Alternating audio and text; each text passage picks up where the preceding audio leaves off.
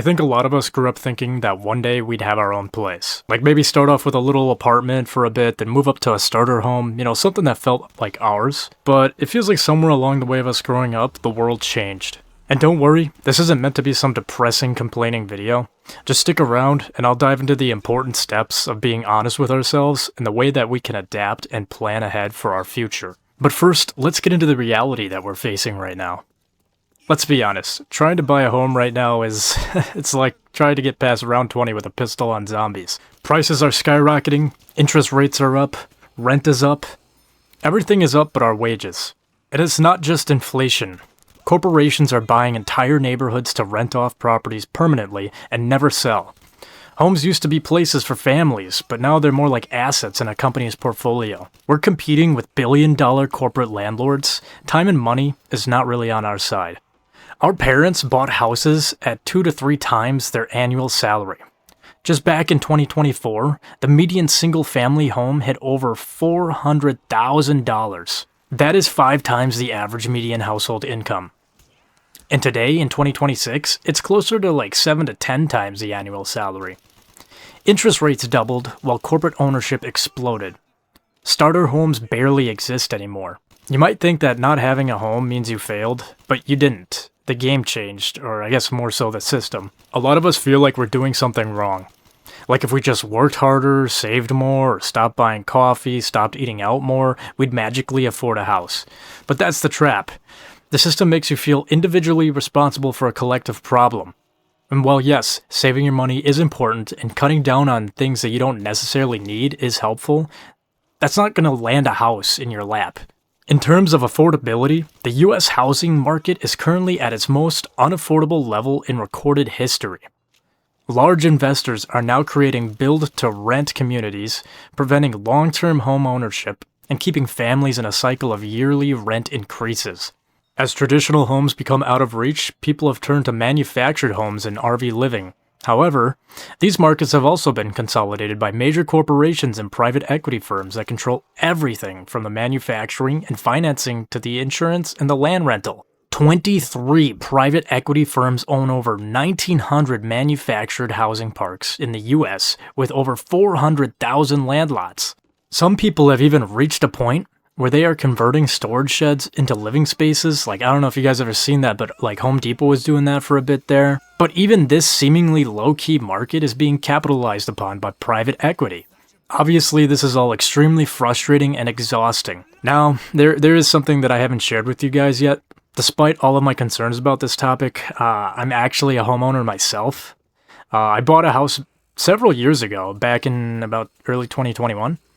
I paid attention to what a lot of people who were savvy with real estate were saying and watching a lot of trends with the economy during that time. A phrase you might have heard before, quote, "you will own nothing and be happy," unquote, originated from a 2016 essay titled Welcome to 2030 by Danish politician Ida Auken.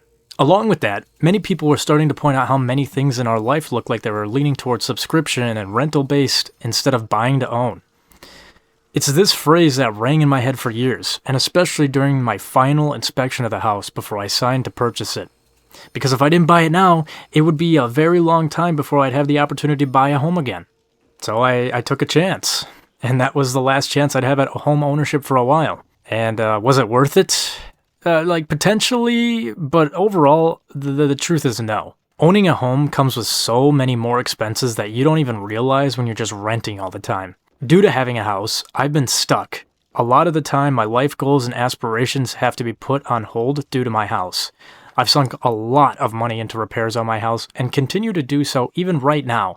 Like, I'm currently paying off a $20,000 roof loan, and I'm striving to pay it off within like the next 5 months, which is obviously pretty difficult. But take that into consideration. Is that something that you could actually afford right now when inevitably something needs to be repaired? Also, let's not forget your property taxes, water, electric, etc., are all due to change.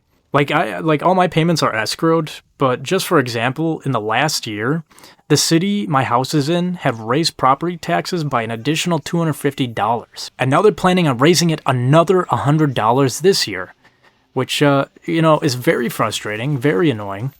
There's a lot of homeowners who get very defensive for what I'm about to say. But for me, I have the experience and the humility to see both sides of the argument because I've lived on both sides. People usually say things like you're building equity and generational wealth and blah blah blah, and for a long time I've convinced myself of that too.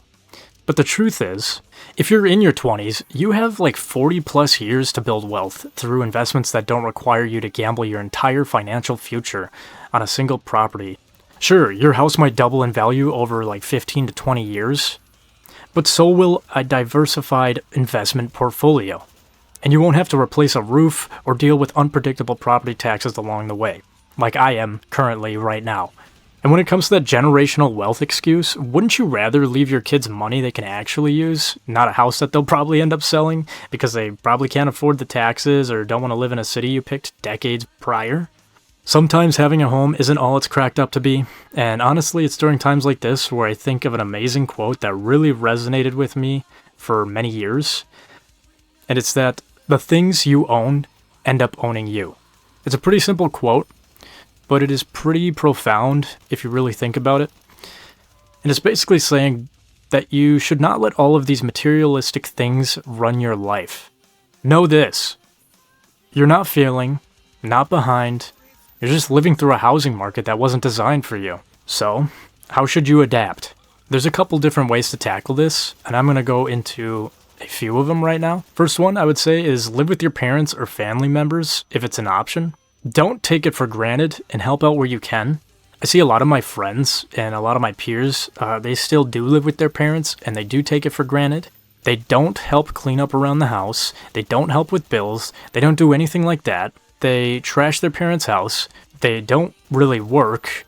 They go out to the bars, get drunk, blah, blah, blah. You know what I mean? It's like, if you have that opportunity, don't waste it.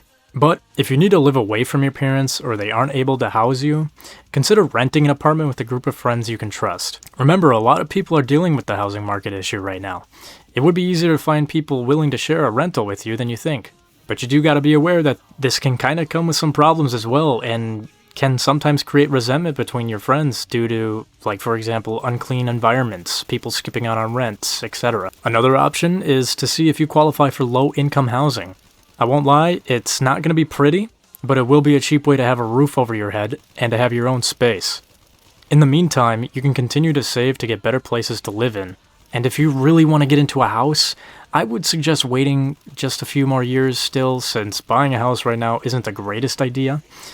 Even if you're able to refinance down the line, using one of the other methods we discussed and saving as much money as possible is a better idea. And there are many methods to saving money, but if you're looking for advice, I will be covering that in a later video, so make sure you subscribe if you want to learn some more. Of course, I'd really appreciate it if you did. No matter what you take away from this video, make sure you take away this. Someday, you'll look back at all the hardships with the housing market that you adapted to, and that'll be something that you'll be proud of. Until then, if you guys appreciated this video, if you found some insights, found some value out of it, I'd appreciate it if you could hit the like button.